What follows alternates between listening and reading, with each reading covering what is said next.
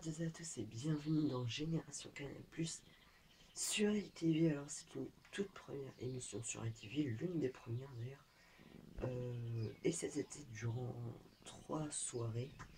Nous allons retracer ce qu'on appelle déjà l'esprit Canal, c'est-à-dire tout l'humour de Canal+, la chaîne à péage, la chaîne numéro 4. Alors, on va parler bien évidemment le plus possible des émissions qui sont diffusées en clair, parce que tout le monde n'est pas abonné Canal+. Donc, comme c'est l'une de mes premières émissions, le plateau est un petit peu improvisé. Je vous demanderai quand même d'être assez sympathique pour cette première émission. Et c'est parti d'ailleurs pour le générique.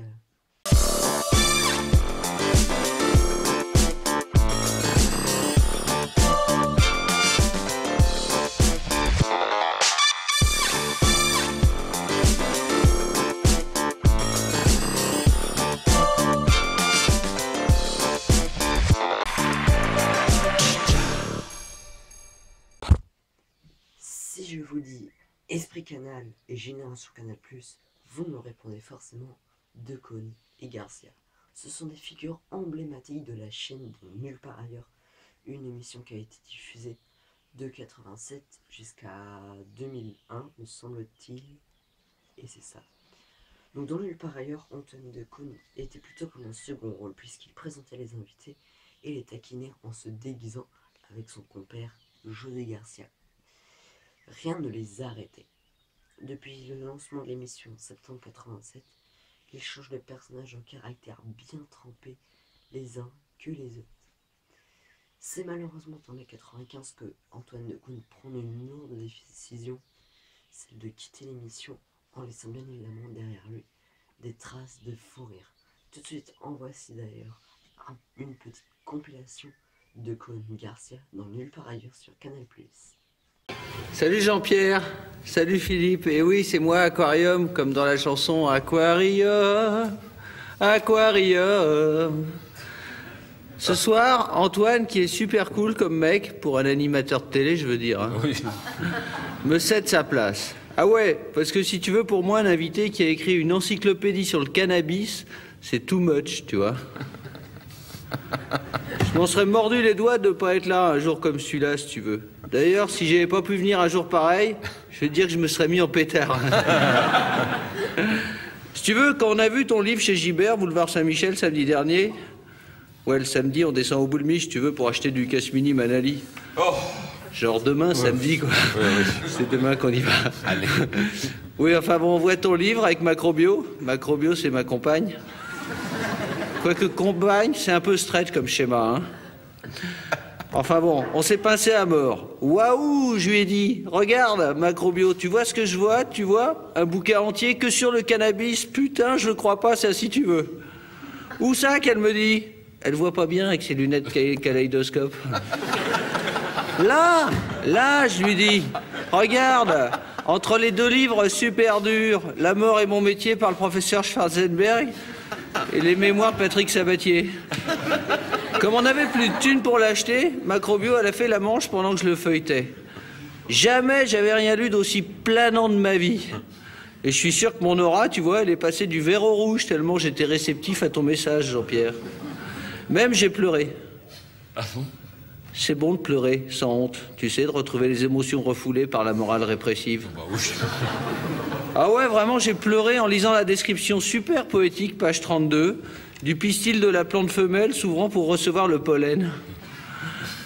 Mais pendant que je pleurais, Macrobio, elle pleurait aussi. Remarque, pas pour les mêmes raisons. Elle s'était fait embarquer par les keufs. Putain, je vais au commissariat la récupérer, et là, t'imagines pas la galère quand j'ai dû leur expliquer qu'on faisait la manche pour acheter un livre sur le cannabis. À tous les coups, ils ont compris qu'on voulait dealer 1 livre de cannabis. Ouais, ça a été vraiment dur, hein. Surtout leurs Rangers quand ils me tapaient dans le ventre. Heureusement, au moment qu'ils allaient me raser les cheveux avec un coupe-papier, il y en a un hyper sympa qui m'a reconnu.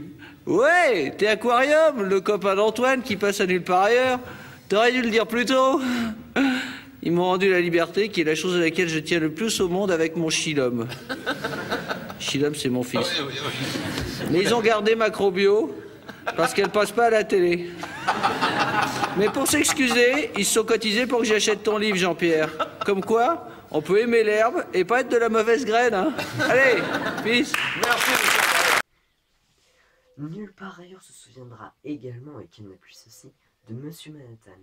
Monsieur Manhattan, c'est un riche homme, avec des métiers plus fous les uns que les autres.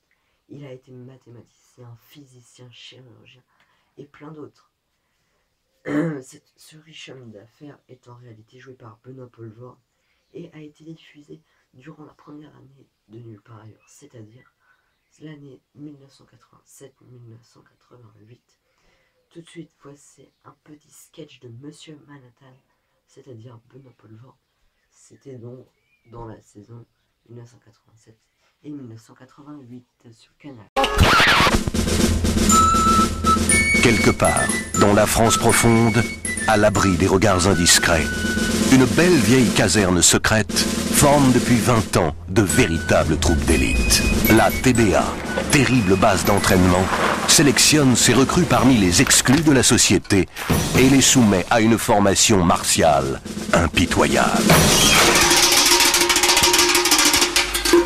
Debout, tas de punaises! Montrez-moi que vous en avez une paire, sinon je vais vous faire rôter du sang!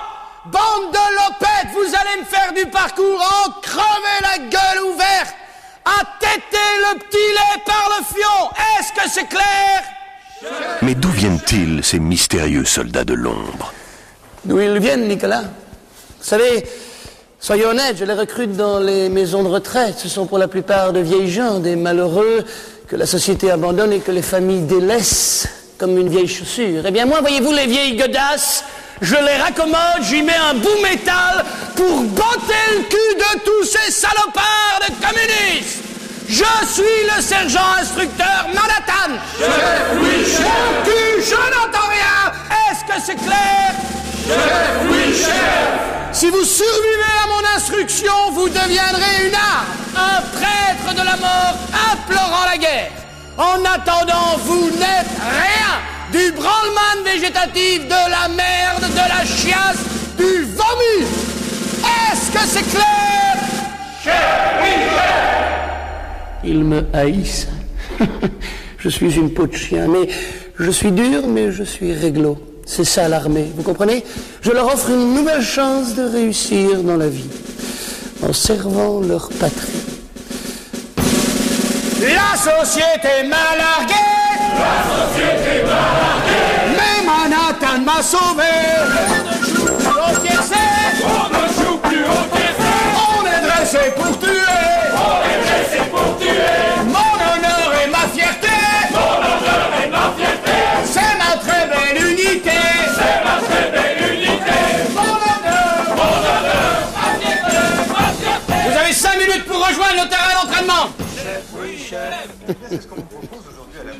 Vous vous doutez bien que les hommes du TBA deviennent très vite la crème des services secrets.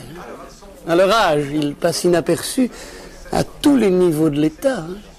Qui se méfierait d'une pauvre mamie avec une canne? Merci, Gisèle. J'ai pour consigne de balancer toutes les couilles de loup qui n'ont pas la pointure pour servir ma chère unité. Ici, au TVA, vous êtes la crème de l'espionnage. Observez, écoutez, racontez, telle est votre mission. Est-ce que c'est clair? Chef, oui, chef. Le bataillon des crocheteuses, vous êtes les oreilles de l'État. Toi, comment tu t'appelles? Chef Simon, chef. Mon cul, à partir de maintenant, tu t'appelles engagé feignasse. Va me chercher ton tricot engagé feignasse. Et toi, qu'est-ce que tu fous? Je joue au bridge, chef. Et pourquoi t'es dans ma chère unité, joueur de bridge? Chef, c'est pour espionner, chef. Est-ce que tu serais pas en train de te foutre de ma gueule, joueur de bridge? Fais-moi voir ta gueule de joueur de bridge. Chef. T'as qu'une saloperie de gueule d'espion. Ah! Ça, c'est une gueule de joueur de bridge. Fais-moi voir ta gueule de joueur de bridge. Tu me fais pas peur. Travaille-moi ça, joueur de bridge. Sors de ta connerie ou je te dévisse la tête et je te chie dans le cou. Écoutez-moi bien, va falloir ne jamais me chier dans les bottes. Est-ce que c'est clair? Oui, chef. À demain.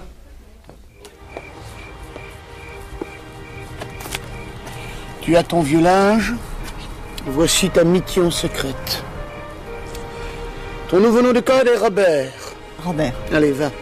Et prends soin de cet enfant. je ne manquerai pas. Car c'est un peu le mien. Cochonne. Merveilleuse base d'entraînement. Vous l'aurez bien sûr reconnu, il s'agissait de Simone Veil. Oui, mes hommes sont partout. Souvenez-vous, en 81, vous savez, le petit là, avec son chapeau et son écharpe rouge. Celui qui écoutait aux portes. Est-ce que c'est clair? Alors, vous remercions, bonsoir. Jean-Édouard Moustique, ça ne vous dit peut-être rien, et c'est normal. Si je vous dis une nouvelle neuve, ça commence à venir, mais toujours pas. Et si je vous dis nulle part ailleurs, alors là, ça vous éclate aux oreilles. En effet, Jean-Édouard Moustique ne vous dit peut-être rien si on ne vous dit pas les nouvelles neuves ni nulle part ailleurs. C'était un faux journal, souvenez-vous, sur le signe du rire. Et c'est une émission très très spéciale, puisqu'il y avait un seul reporter, et un faux, bien évidemment, du nom de Michael Kael. C'est très bizarre. Hein. J'adore Moustique et Michael Kael, franchement, on sent le faux journal. Vous l'aurez compris, donc nulle part ailleurs est une émission qui a vu naître pas mal de personnes comme d'émissions. On a parlé du fameux clan de Connie Garcia, de Monsieur Manhattan, de Benoît Poelvoorde. On a parlé il y a à peine 3 secondes de Jean-Édouard Moustique, mais également plein d'autres. Omar et Fred, Jamel Debbouze, les Guignols, les Deschiens et plein d'autres. Tout ça, ce sera dans la seconde émission de Génération Canal+, très très prochainement sur ETV, je vous le promets. D'ici là, portez-vous bien et à la prochaine. Allez.